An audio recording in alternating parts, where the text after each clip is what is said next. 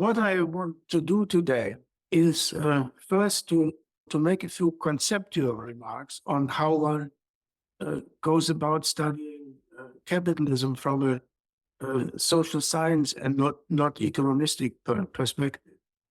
And the second half will be an attempt to apply this perspective to the last 30 or 40 years for, let's say, global capitalism since the end of the 1970s, the post-war settlement structure.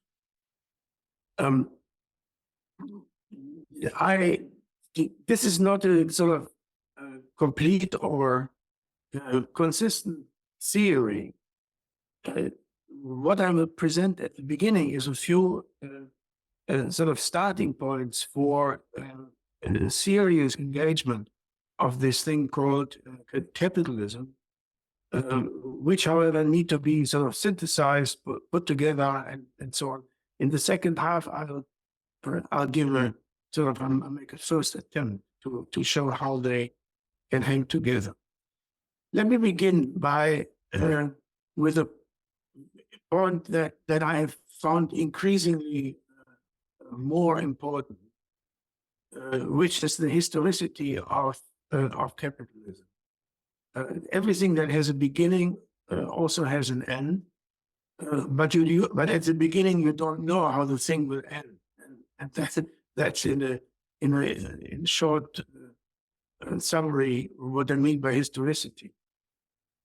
If you look back at the history of capitalism, then you get the segments that that I'm showing you. I begin with the transition from individual to societal. I guess there always were in many societies individuals who were sort of obsessed with gold or whatever counted for money at the time, and they accumulated for its own sake. But these were exceptions. They were often considered as basically sick people.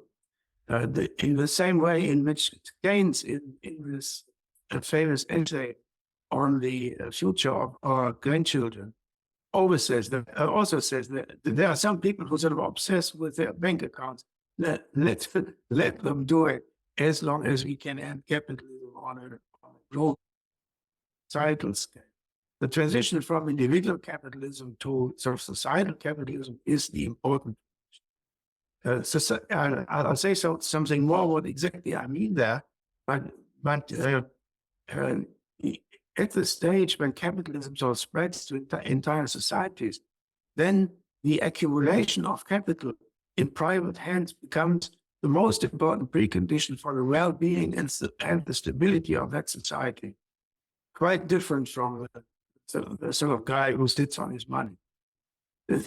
Then there's another segment, historical sequence, from trade capitalism to industrial capitalism to financial capitalism.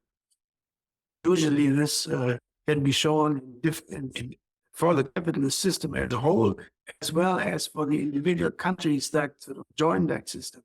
Very often they begin with trade, then there's a sort of industrial period, but industry prefers to transform itself into finance, which is more dignified and also more profitable. Then you can sort of locate these things in different places. Capitalism is essentially the way it is today, essentially a European invention, and if you want to sort of look at how it migrated through over the continent of Europe, you can begin in Italy. It's generalized often to trade capitalism transforming itself into financial capitalism. Then it moves from there to a bigger place, Netherlands, which is logical because that was the time when the transatlantic trade became possible after the discovery, quote unquote, of America.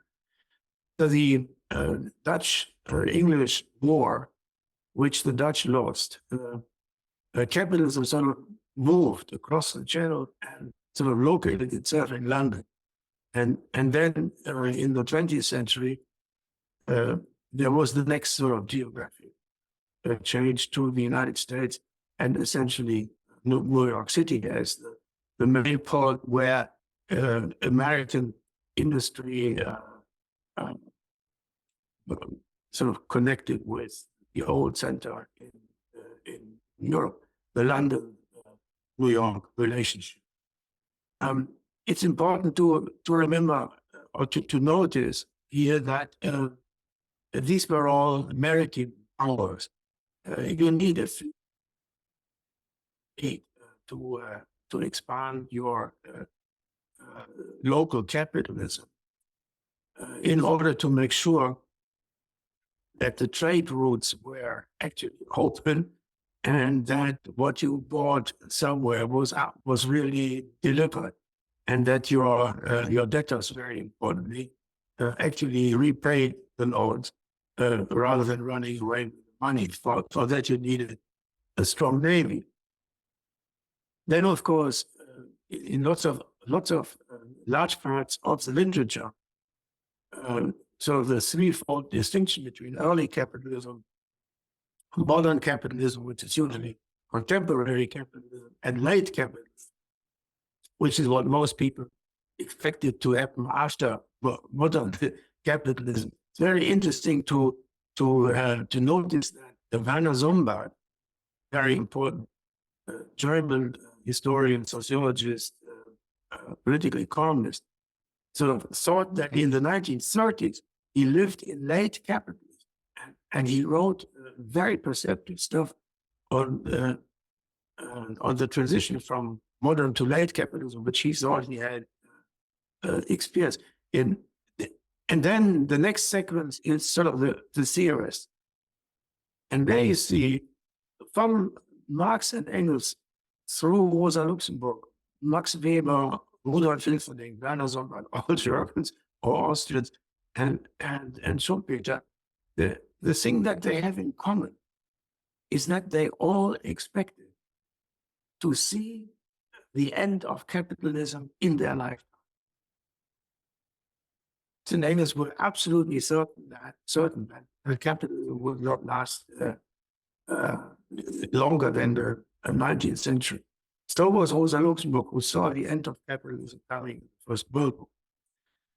Max Weber expected that basically social democracy and people's sort of desire for a quiet life would lead to a general bureaucratization of the world, of the capitalist world, and that would end the capitalism, the dynamism.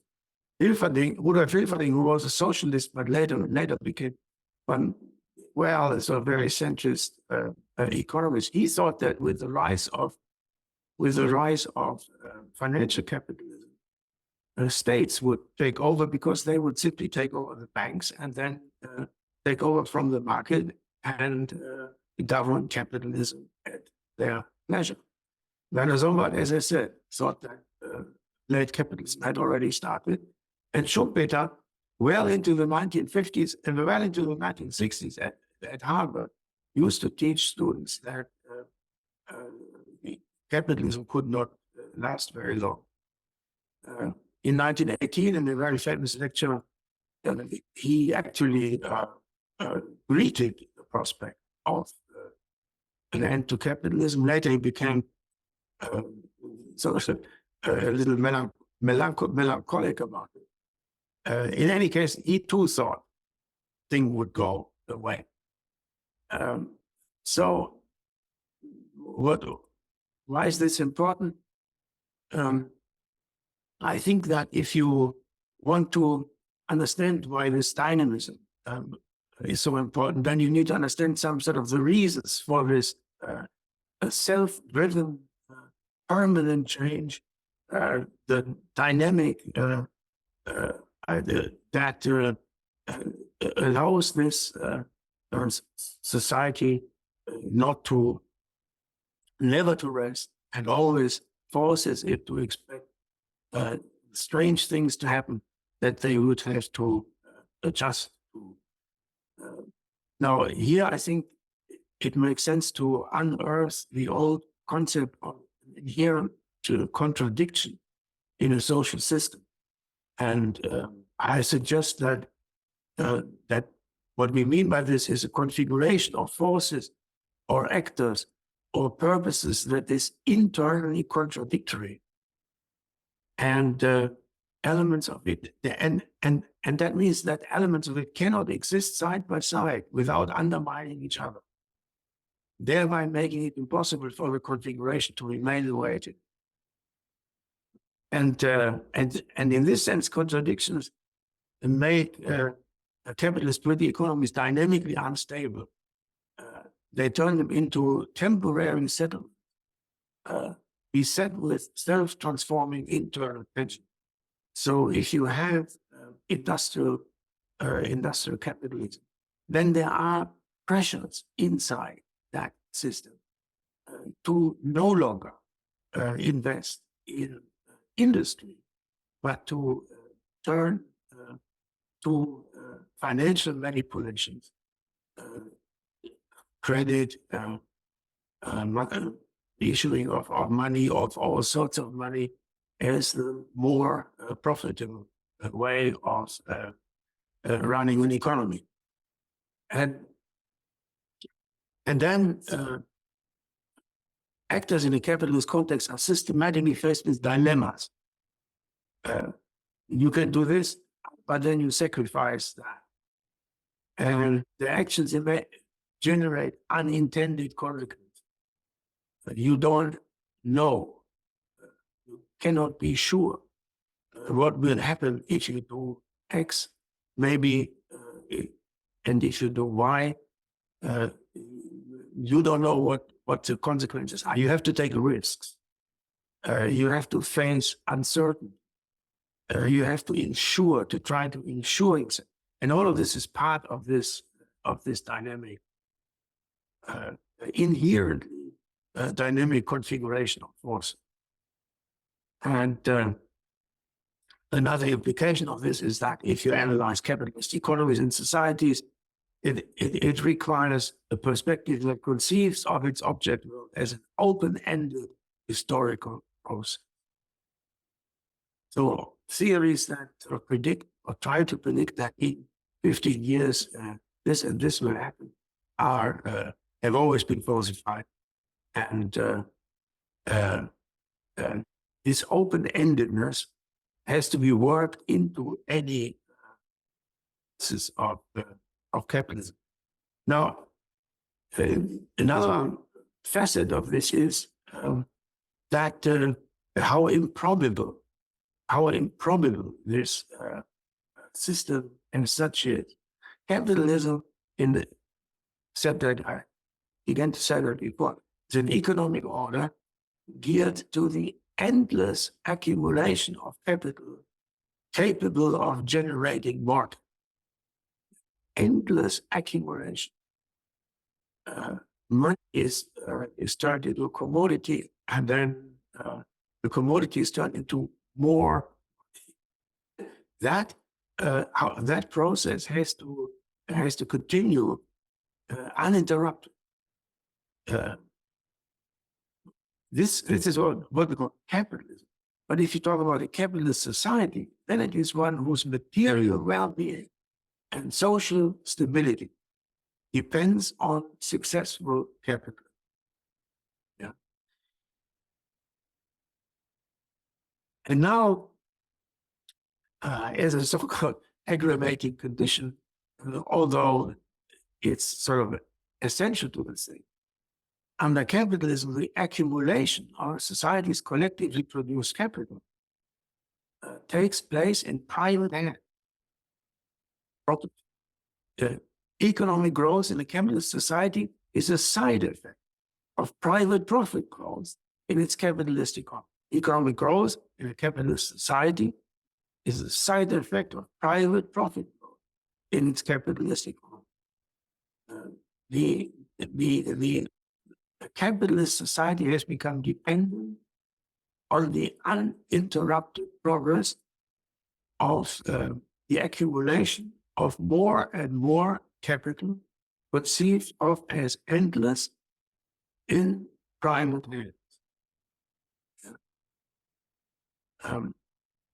That's why it's a problem. And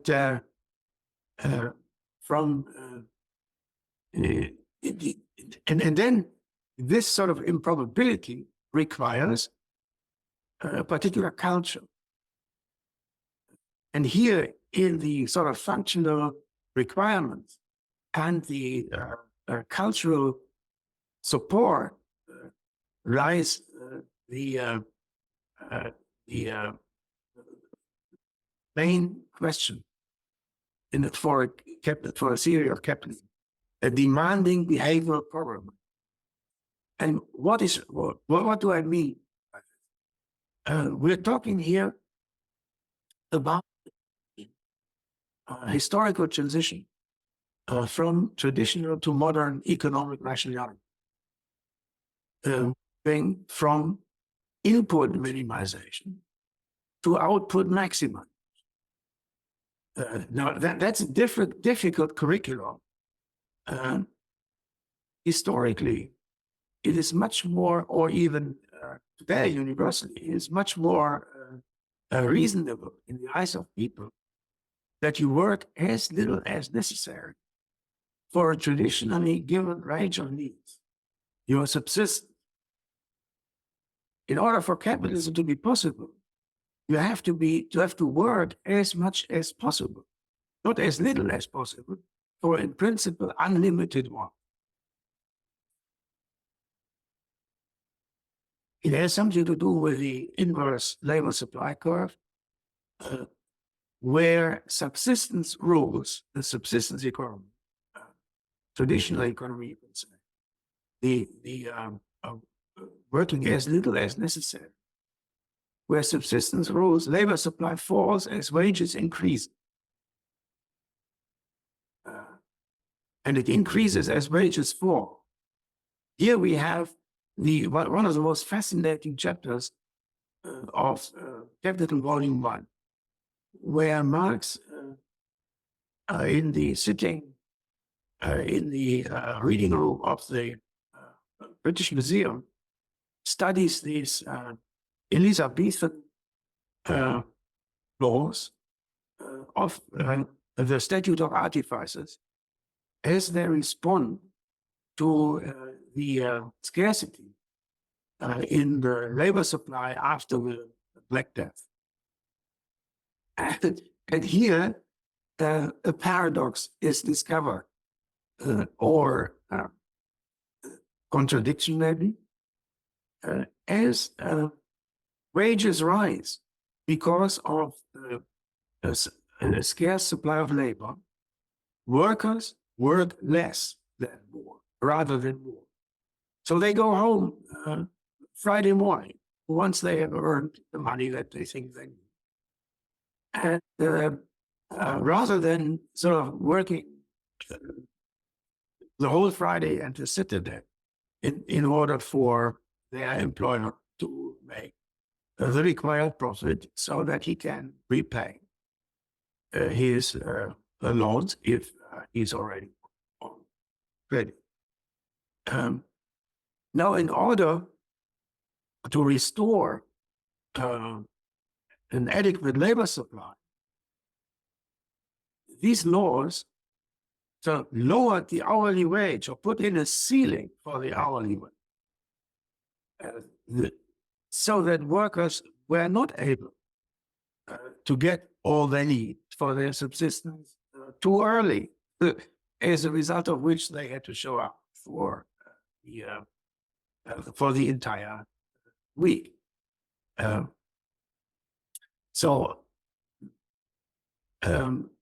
But I'm saying that this is not just the historical curiosity.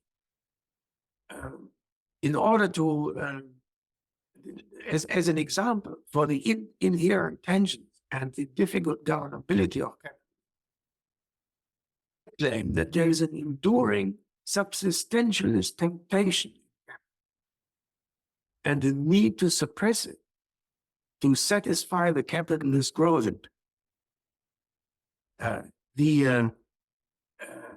People are not naturally eager to use their resources to the fullest in order to make as much money as they can. There is, once they get what they think they are due, they may fall victim to what I call the subsistentialist temptation. Labor supply may fall and wages increase, or needs are redefined downwards due to prospects for a deteriorating wage effort or waning hopes for future improvement. Why do people work for low wages?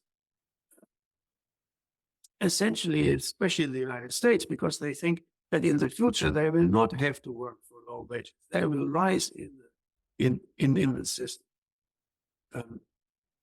If that hope doesn't exist anymore, then they may say, well, I do as little as possible in order to get what I can get, what I need, because I will never get more. And they adjust their. So I get back to this concept of the subsistentialist temptation. Now we can follow this through in the history of in the labor supply theory, if you want, included in Marxist theory of capital. Marx in volume 1 begins with showing that basically the Middle Ages, you had a population that was very much subsistential, as I said, a problem that the Statute of Artificers tried to solve. Then in order to make them proper workers, you had to apply violence, and that's the first stage. Slavery, the enclosures, driving people from the land, maximum wages and minimum working hours enforced by the state, the law, the criminalization of what is called vagabondage, the people were running away from these places where they were forced to earn money, the workhouse. This is sort of nowhere 1820, 1830, but this is not where the story ends. In the best part of Capital Volume 1, I would say, I'm a great fan of this, and I remember Eric Wright, Eric as a theorist of class. This particular chapter that Marx calls the formation of the modern working class, and the advance of capitalist production develops a working class which by education, tradition, habit, looks upon the conditions of that mode of production as self-eminent laws of nature. Yeah? There was a violence. It's like in Weber, the routinization of charisma. He has a long chapter on this. When things become sort of understood because they are what they are, and here is what entirely you can describe as routinization of violence. The organization of the capitalist process of production, once fully developed, breaks down all resistance. The dull compulsion of economic relations completes the subjection of the laborer to the capital. Direct force outside economic conditions is of course still used, but only exception. In the ordinary run of things, the laborer can be left to the natural laws of production, to his dependence on capital, the dependence springing from a guaranteed perpetuity by the conditions of production. Now, I would say that that's one of the most creative and absolutely stunningly intelligent products of of sociology and theory of society. But then stops, because then Marx dies, and then new forms of new methods of suspending the traditionalist or substantialist rotation are needed. Beyond Marx, the welfare state. If you pay in, something will be paid out to trade union, making working life more accepted. Promises of full employment and a rising standard of living, a better life for the next generation. What I call a post-capitalist beyond, which so as democracy sort of spreads in the system, that can be assumed by people as a possibility worth pursuing. Post-capitalist beyond. Then sort of 1930s in the United States, 1950s, 1960s in Europe, the rising consumption, product obsolescence and product innovation taking over. People could drive the cars that existed in the 1960s. They would still work, but with the cars that are now available, they are obsolescent. Innovation has turned them into junk. So they work very hard to have a better car and a more expensive. Then sort of another thing is financialization, consumer credit, debt, bondage. When I was a professor at Madison, I once went to a new automobile plant. I think it was in southern Wisconsin or northern Illinois. General Motors, and I asked the manager who runs this, who ran the personnel department. He had 100,000 job applications for employ 1,500 people. I asked him, how do you decide who you consider? And one thing was, they needed to have a mortgage.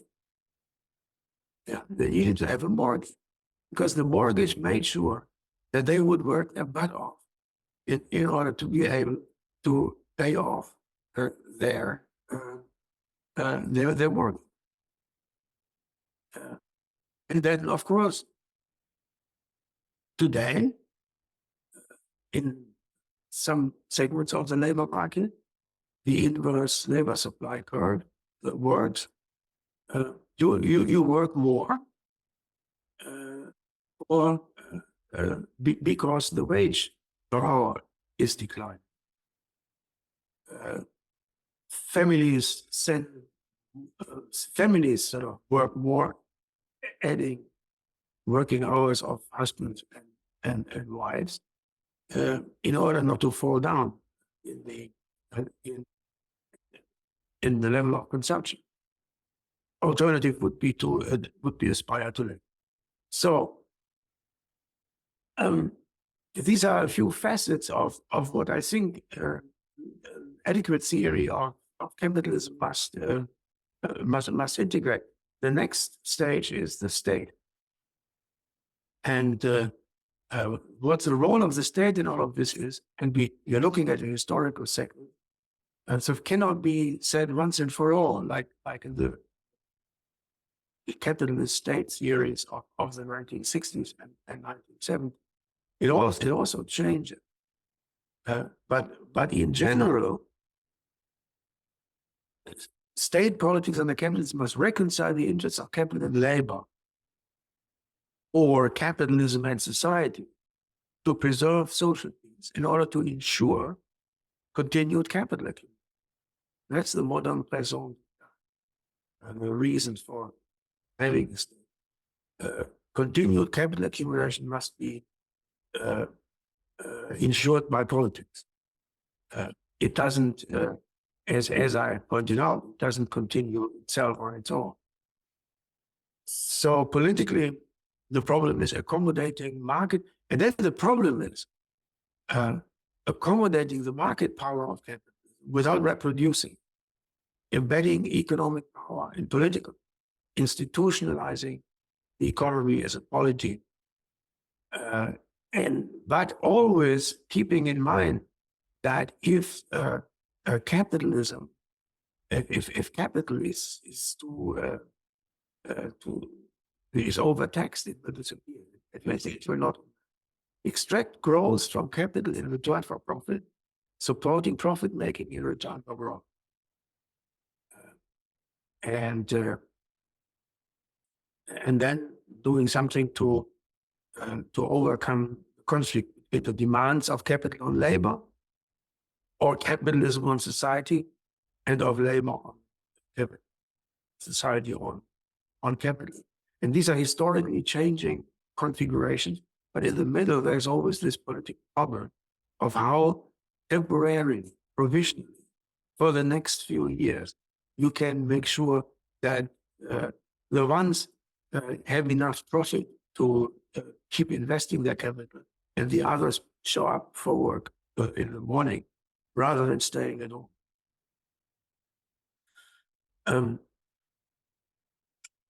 So in that context, and I will discuss this very briefly in the modern context since the 1970s, the post-war, before this growth, after that had ended, governments had to come up with ever new ways of politically generating resources above and beyond what the capitalist economy meant.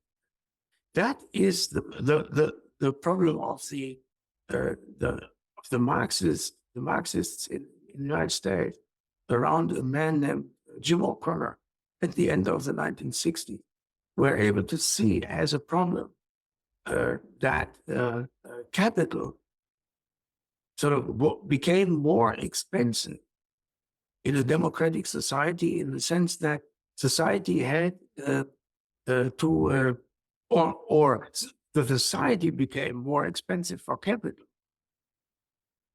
And that capital at the same time became less willing to be taxed, and therefore the means the state would have available to bridge this gap between the need for growth and the demand of workers to participate in growth of private capital, that the means available for this would be smaller and smaller and smaller, so that at the end the state would be broke and the capital accumulation process could not continue. Now, what he didn't know, and this is something that is an important part of the story, is that then financialization was beginning in the 1980s in the United States. The banks became deregulated, first for states to be able to indebt themselves, to borrow in order to close the gap between the demands of capital and society, and on the other hand, the willingness of capital to, or the need for capital to generate a profit. And I will, to conclude this, briefly show how I sort of have tried to periodize, this is a word, 5 periods in which states tried in different ways to maintain social integration and secure cooperation between capital and labor. Periods differ by policy priorities adopted by states for the purpose. Considered in most cases urgent need of redress, and so, okay,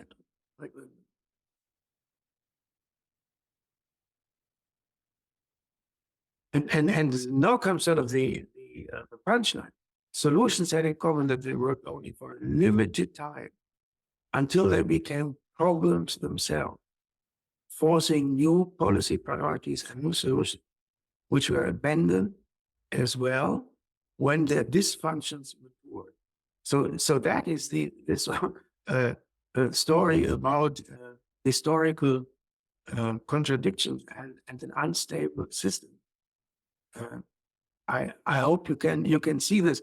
I don't want you to walk me through this entire menu, but what you see is that in this period from then to today, we begin with the inflation state of the 1970s, and since labor was still strong, the policy goal of states everywhere was full employment.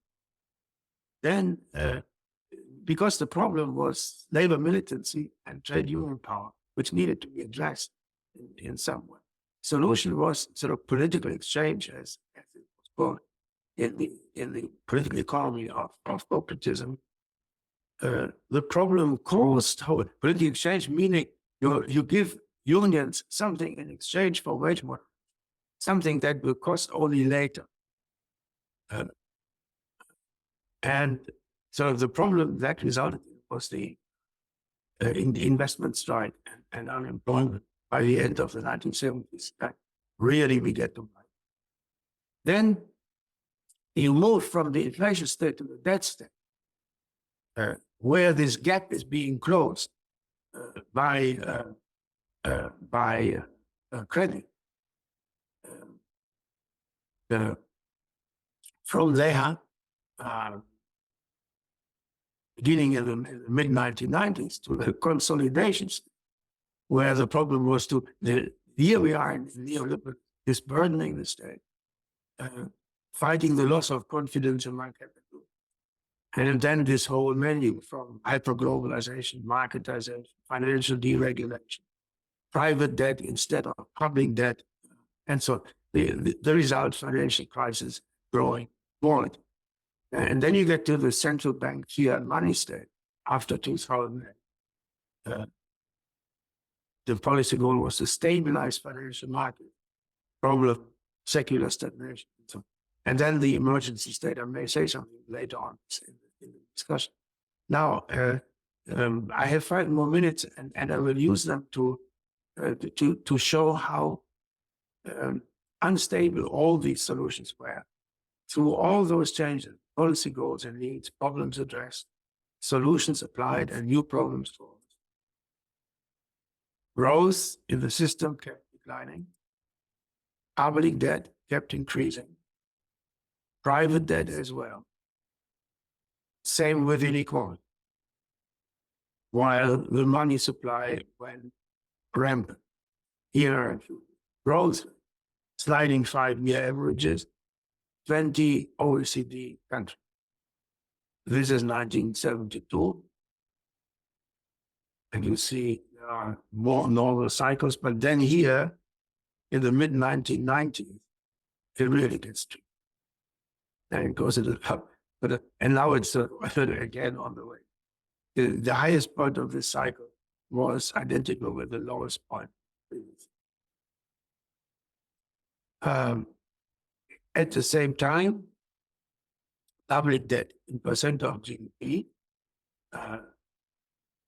unweighted averages across the 20 OECD countries, takes off essentially here, 2007. And then it goes up like now. This is COVID, and then it goes up. If you say today that you can fight stagnation by taking up public debt, that we've done that for 30 years, or 40 years, and the opposite was the result. And then, of course, you see government expenditure, revenue, and debt. You see the taxing capacity of these countries remains very low, while at the same time, government debt goes up because they can't finance what they do by taxing capital. Private debt in the United States, you know about it much better than I do. We're here again in the 1980s, where it begins, but then it takes really off. Till 2008 crisis was a little down and then goes. I was in public debt ratio for the 20 OECD countries. Don't have to say much about inequality. I don't want to go into this. The yellow ones are where there's a slight improvement over the years. All the others deteriorate. That is top wealth, you know. But here, that is important. That is interesting. The broad money supply so shoots up, also beginning at the end of the golden era, and the same for the central banks, advanced economy. This is only 2007. It's only 10 years. It's almost 3 times as much as it was 10 years ago. Since of the 4 leading central banks begins here in 2000, but then 2008 on secular stagnation being fought by issuing money. That's the Federal Reserve, endless money production. I will just mention these 2 exogenous super crises. Now we are here. Find states exhausted and desperate. Hyperglobalization breaks down, their supply chains break up due to the technical ungovernability and political fragmentation of the New World Order after that. Situation, this time exogenous, but now states are highly indebted and possibly reaching the limits of fiat money production. How to bring down citizen expectations for growth and economic security without undermining political stability? One question. The capitalist nightmare, I think, of a substantialist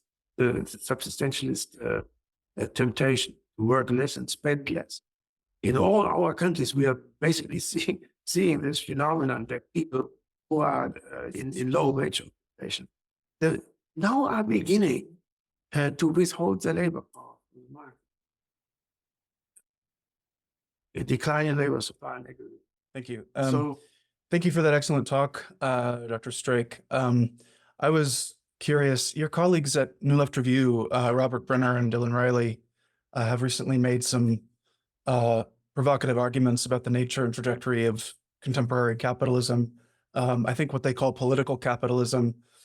They say something like, and I don't want to mischaracterize the argument or anything, but something like the opportunities for profitability increasingly have everything to do with political relationships, kind of a sort of return of clientelism, and that markets themselves can't really sustain profitable investment, and that really the name of the game is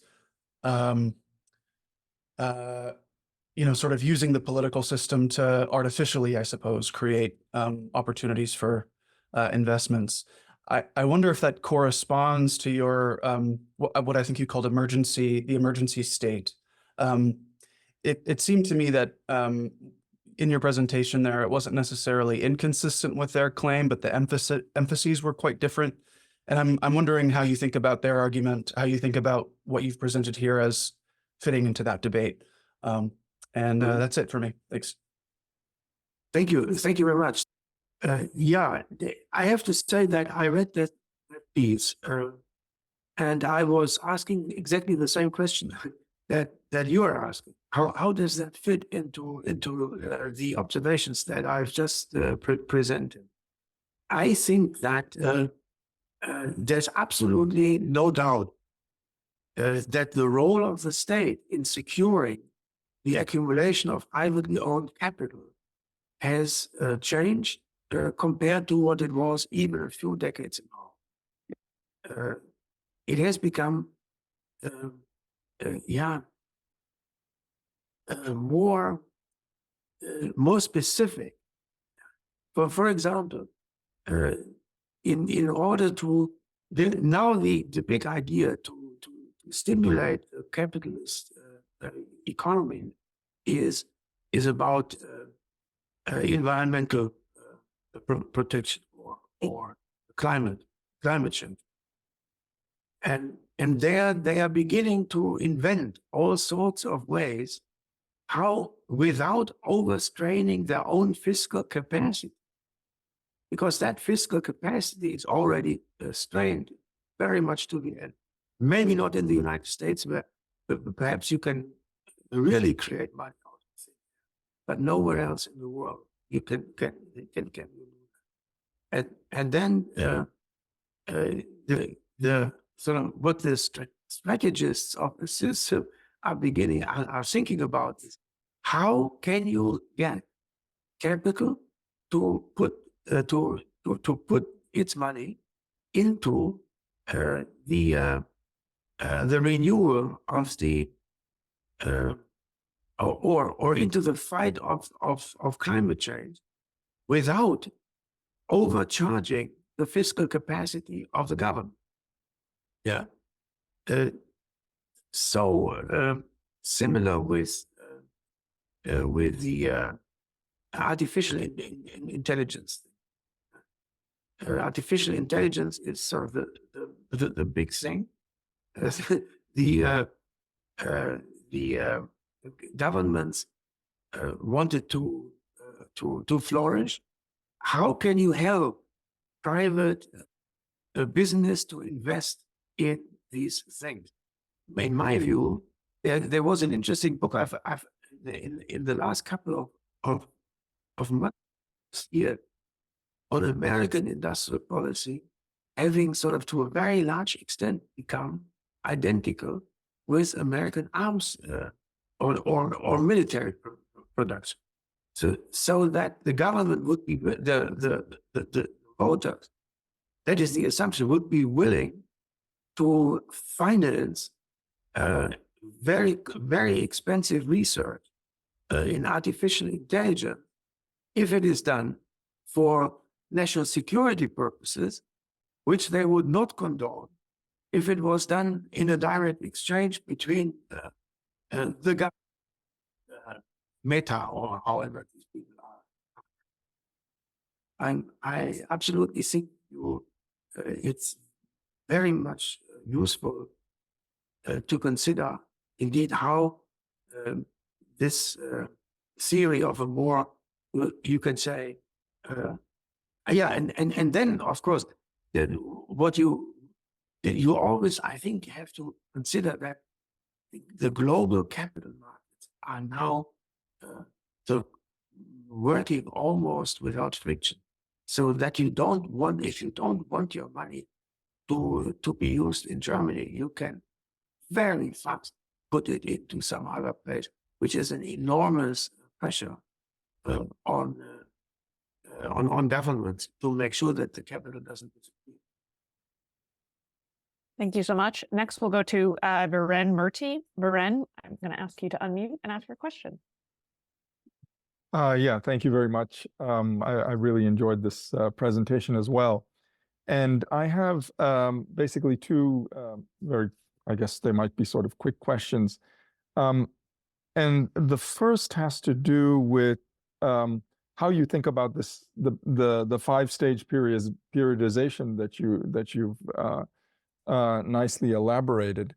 How you think that periodization helps us to rethink the emergence of neoliberalism, right? Because the date seems to match. The inflation state sounds like the beginning of neoliberalism, but then as you moved along, it seemed like, maybe we're rethinking what neoliberalism is. But then related to that, and this is connected to the answer to the previous question, when you talked about global markets, I was wondering about the global scope of this periodization. Because there were certain things, like when you talk about the 1990s and say, okay, now capital is losing confidence. Is it losing confidence globally? Because I mean, you look at Asia, they seem to be quite confident, especially in the 90s. So I wonder about how your analysis deals with the problem of global unevenness and you know, the famous you know, uneven and combined development thesis. Thank you.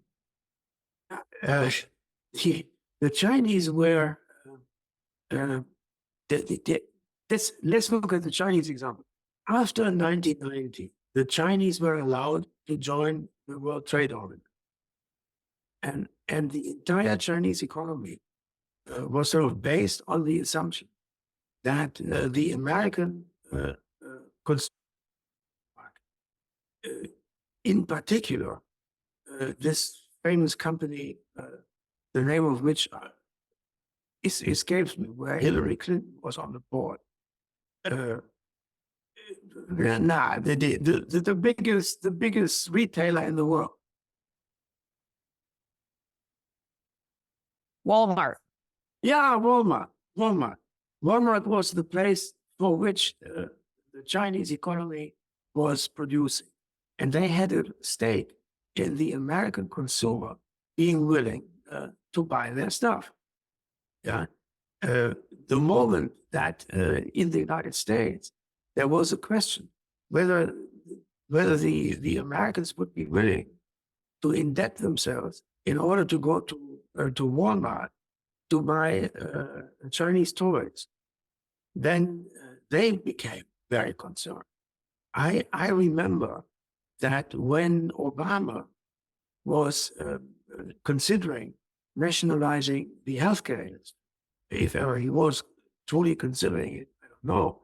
But when this was big on the mind, then the Chinese sort of sent an emissary to Washington to tell the United States to please not spoil the value of the dollar, because the Chinese central bank was sitting on a huge pile of dollars which they wanted to keep.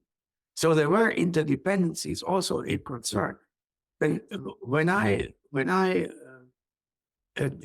subdivided this neoliberal period in the 5 stages, I really think that I don't think we should discard the concept of neoliberalism, but we should be aware that it takes on very different historical shapes, depending on the internal dynamic of the system, which can never be stable and was sort of much less stable in the last 30 years than it was ever before. Yeah. So that you can see that in the inflation state, where the governments did not fight inflation because they wanted to keep labor quiet, then this caused problems, which was a problem of capital no longer willing to invest. And then in the next stage, they had to do something else. Yeah, it was about how to keep capital happy and how to keep workers happy in the sense that they could believe that they were getting something real for what they were working for. Yeah. This was the continuity, but then the tools changed and the problem perceptions changed. There was a time in the 1990s when, under American leadership, everyone in the Western world, including, incidentally, the countries in the so-called third world, was concerned about consolidating public budget. There was sort of in time, the International Monetary, the World Bank, everybody was about consolidation. Yeah. Now, everybody is on the opposite. No consolidation. No, we have to keep this thing together by expanding public expenditure. But we now know that this can't be done forever, and that this is not a stability recipe, but it is something that you do in an emergency. And this sort of sequence of different emergencies is what, in my view, characterizes the neoliberal theory. Okay. Wolfgang, we have one quick question from the chat before I proceed to Michael Olnick.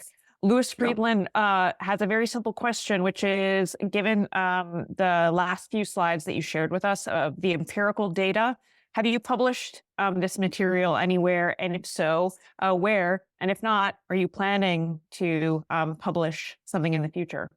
Yeah, I'm absolutely planning to do this. Right now, it's in a state of being developed, revised, tried out like here. But it will be seen somewhere soon. And the person who was asking now, give him my email address, and I can send him the file. But you have the file. You do have the file. So send him that file, and ask him if he has an idea how one can sort of further develop this. I'd be extremely happy if he wrote me a message, and that he would get an honorable mention in the publication. I will absolutely pass that along. That is very generous of you. So now move on to Michael Olnick. Michael, if you would like to turn on your camera and ask your question to Wolfgang. Where is he? I believe he's coming. Okay, Michael, if you're not ready, I'm going to move on to Joel. Ready. Oh, you are ready. Great. You're just not on Apologies camera. to not start my video because the host has stopped it. Okay, no worries. Go ahead. Okay. At the when you were going through from further back to recent, and you spoke of the state investing or infusing symbolic resources in recent times to shore up capitalist accumulation. Could you please say what you meant by symbolic resources? Yeah. No, to the extent that capitalism is a culture, so you need convictions, images, stories, prospects that support this unlikely motivation to work your butt off for someone else to get really very rich. That's very unlikely. And then, and as I said in the sequence, by Marx and then formation of the modern working class, and then what happened later. It is my impression that, as my colleague at the Max Planck Institute, Jens Beckert, has sort of pointed out in an, I think, excellent book, that the production of dreams, of hopes, of expectation today is even more important than it was in the past, which explains the enormous sensitivity of business firms as well as political parties and government to what people think and what they believe and what you can make them believe. I think, or I'm convinced, never in the history of the human race is so much money, proportionately even speaking, be expended on exploring and cultivating and technically using the imagery with which people go through the world and explain the world for themselves. Thank you so much. Next, Joel Rogers, would you like to ask your question? Yeah, I think I have two questions or 1.5 questions.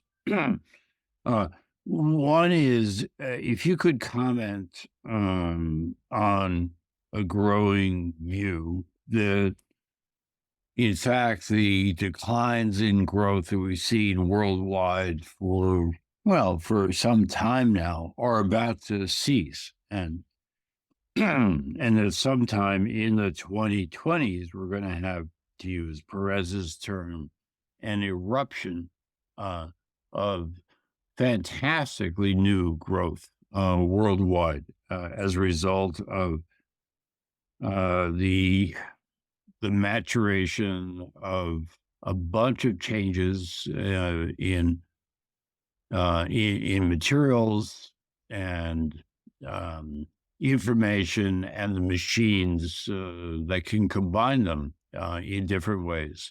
Think Internet of Things. Indeed, think of all of this as a vast Internet of Things cloud, but well beyond the Internet of Things as we traditionally thought of it.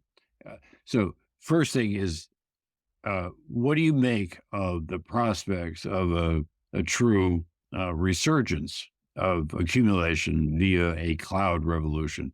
And then I have a question at the end about meaning and the production of meaning. Yeah. See, the reason why I refer to this sequence of predictions from Marx to Schumpeter, each of which were assumed that the dynamism of capitalism had ended, and that in his lifetime they would see the end of it, something else. Right. Taking a lesson from this historical experience, I would be careful to say that what you think is possible is not possible. Okay. On the other hand, what we now can do is we can specify on the basis of the experience of the last 30 or 40 years, we can specify what would have to happen in order for this to be possible. So, for example, the global trading system would be a very important point. Will the world be subdivided in 3 or 4 sort of sub-worlds, or will it be the united world of 1990 following? Will you get the consumers to consume the new goods, where these new things are going to undermine established ways of life and habits of social action that can cause enormous resistance rather than acceptance, and so on. So yes, we know where the critical points are. I think at least we All right, but it sounds like you're more than open to the possibility that the last 50 years of effective decadence culturally, endless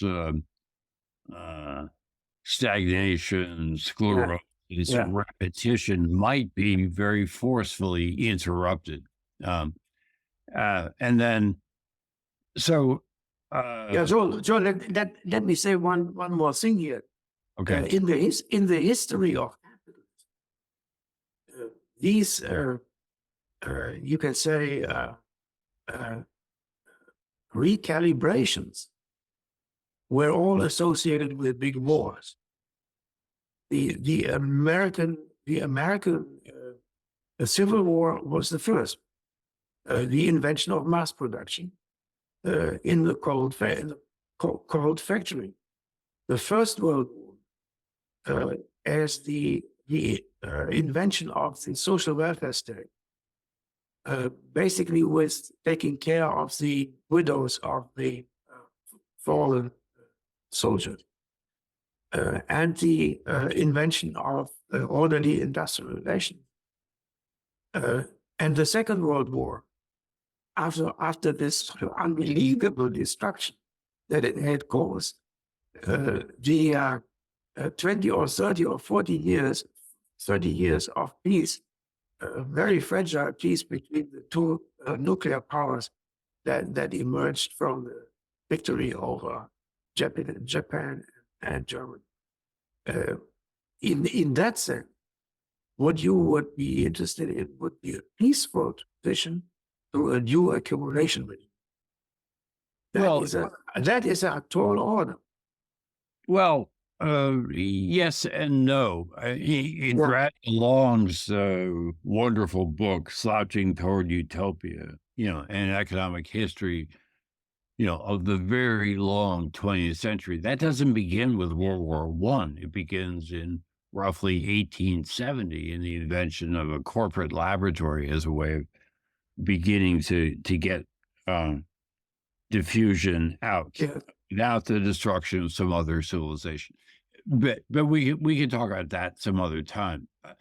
But I'm very interested in what you said at the end about the sort of, I don't know, let's call it a crisis of meaning that's out there.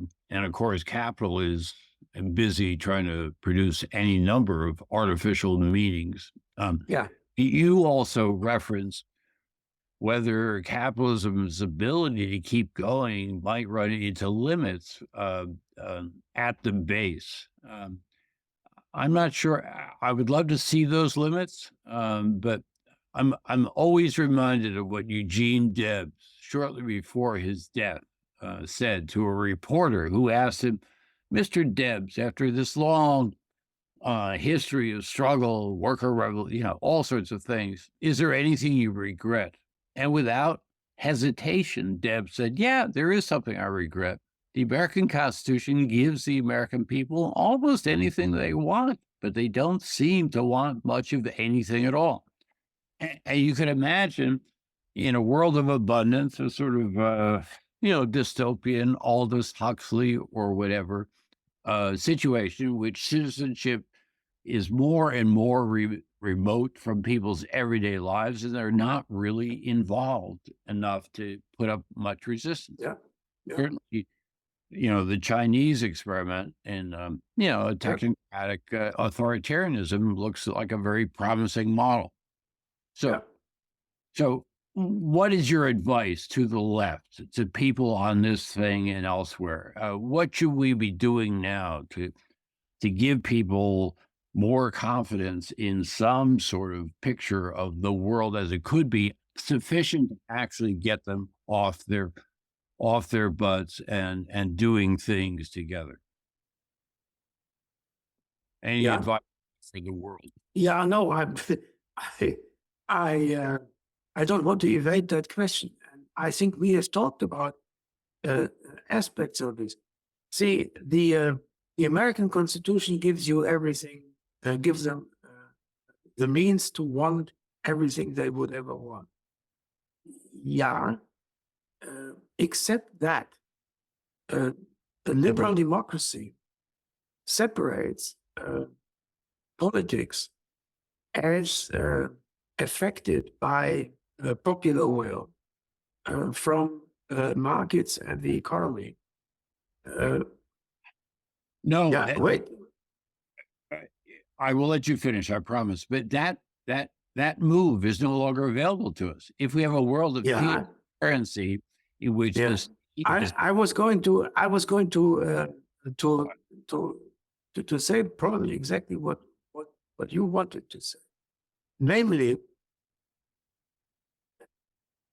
if there is an everyday experience in large segments of the population that what they need and want cannot by the big sort of capitalist system, but needs to be produced under their own participation. Right. If democracy sort of changes from what I call Amazon democracy, you send an order to someone, and then they send you something, and you pay with your vote for it. You're a consumer of policy. If a situation should arise in which what is a livable world can be used only with your own input by taking responsibility for it beyond the party that you vote for. When you turn from representative democracy to producer democracy, where with what you want, you also develop a sense of responsibility for the consequence, and so on and so on. Yeah. So there are models. It is not that this is totally new. In the European context, you talk about a cooperative. In the American context, I was very interested when I was in Madison that in that institution called the credit union, where people sort of elect the board, and it's a sort of number of people who share something more than that they are just consuming. Things like these may also be in the offing if you look at sort of increasing interest in people in local production of their food.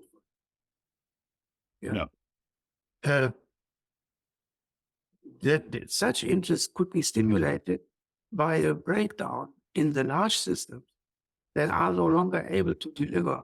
And then you see that something better could be delivered in a different world in which you take charge of your circumstances rather than delegate them to some sort of big Amazon. Thank you very much. Bridget Fowler, you have been waiting patiently. It is now your turn to ask a question. No, you're fine. This is a great conversation. I'm going to ask you to unmute Bridget, and then please ask Wolfgang your question.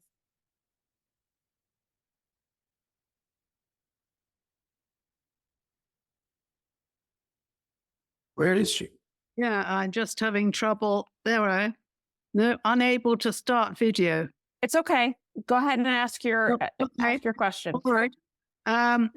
What I wanted to ask was about the indicators you introduced so interestingly about rising levels of private debt, public debt, and so on. There is very interesting work being done in my own department, which is sociology in Glasgow University, by Dr. Jerry McCartney, who is a public health specialist with others, who has shown that life expectancy has stalled in Scotland and also in the UK generally. And the most dramatic period at which this has stalled is from the financial crisis of 2008, where austerity, i.e. cut back public services, has led to either a stagnation or, in the case of the lowest quintile, lowest 20%, a decline in the actual expectation of life. Yeah. When I looked at this a few years ago, in one area of Glasgow, Shettleston, the average expectation for men was 59, which was below that in Egypt. Yeah. And I want to ask you whether this is a general phenomenon in all these OECD countries, and whether this particular contradiction of a decline within much affluence is likely to become an incendiary one. Will it motivate people to demand a different system?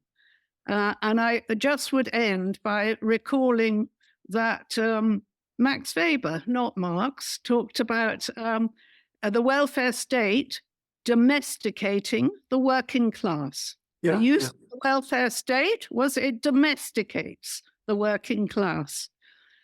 Without the welfare state, since we're clearly seeing it in crisis, do you think this will lead to increased disappointment and less fatalism and more action? Yeah, I would say, the kind of thinking that I have, I have arrived, does not try to posit general relationships like this, lower healthcare provisions leading to the social unrest, for example. Yeah, just for I mean, I just simplify. But what you do is you look at the concrete historical situation in which this sort of thing is taking place, like the declining life expectancy. I don't know about the other countries, but I can say that I looked American recently, only last week.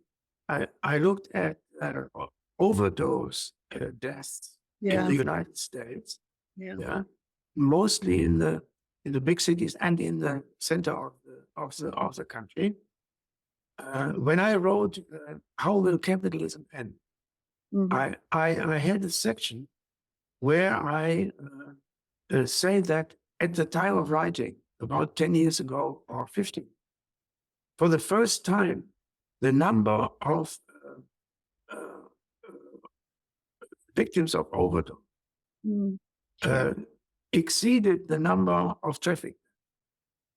Now, number of what? Of traffic deaths, people dying in traffic. But now I look at the same figures, and I see that it's about a relationship of 2.5 to 1. So it's like this. The traffic does go a little bit down, yeah, but it's absolute mind blowing. Then ask yourself whether those communities of people who are killing themselves by giving in to the temptations of making themselves feel like they were living a good life. Yes, whether these people would have the power and the motivation and the force organize and make themselves work. And the answer is, of course, not. No. Of course not. Not them, not their families. So there is no fixed connection between a deterioration in public health and the willingness of people to take action. Something else must have. But if entire communities begin to learn, and learning is a very long process in society, and the reason is, if you want to explain this in simple terms, there is no human nature. There's no human nature to which we can return. We always have to make up our way, which is very much beset by uncertainty. Will the other life be better than that life? Are we going to take the risk to make that sometimes dramatic move? What do you need to motivate people to make these historical moves? And that's why I mentioned the wars. The wars had destroyed the old society. And then at this point, you had to invent something else. And take a place like China after the Chinese Civil War and the Communist Party. Millions of people had died. And then suddenly there was a vacuum in which the Communist Party could try to do something other than the Chinese tradition would have prescribed. So maybe we as social scientists tend to overestimate the possibility for people to make a collective decision to start a different life. That's why I think these sort of everyday pressures, everyday experiences of something being missing, if they accumulate, then they could stimulate something like a communal response that would point into the direction of a more social, more responsible way of life. But as a sort of Lenin or some American Lenin showing up in Washington, D.C., on Capitol Hill, and telling everyone that capitalism was over and from now on, whatever, socialism. That was only once, and then only after a war. In 1980, only after a devastating war, and not in peacetime. Yeah, thank you. And it's also Piketty's conclusion that war was the vital element that increased the decision to end the extreme inequalities of the period. Yeah, there's two. In the beginning of the 20th century. After a war, you have two things. First, the lower classes return from the battlefield and they have learned how to fire a gun. And secondly, the elites who have sent them to the battlefield are entirely discredited by having done this to their people and having sent them through this devastation.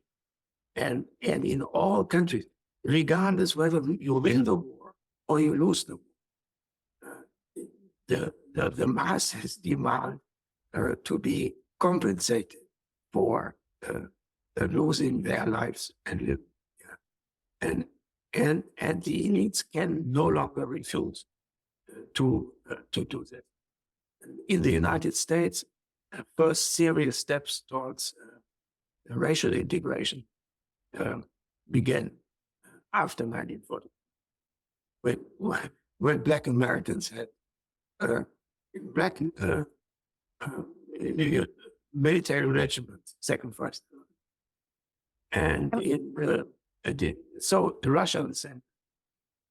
I'm afraid we were going to have to leave it there on a somewhat somber, but if we try hard enough, hopeful note about moving forward, demanding more organizing.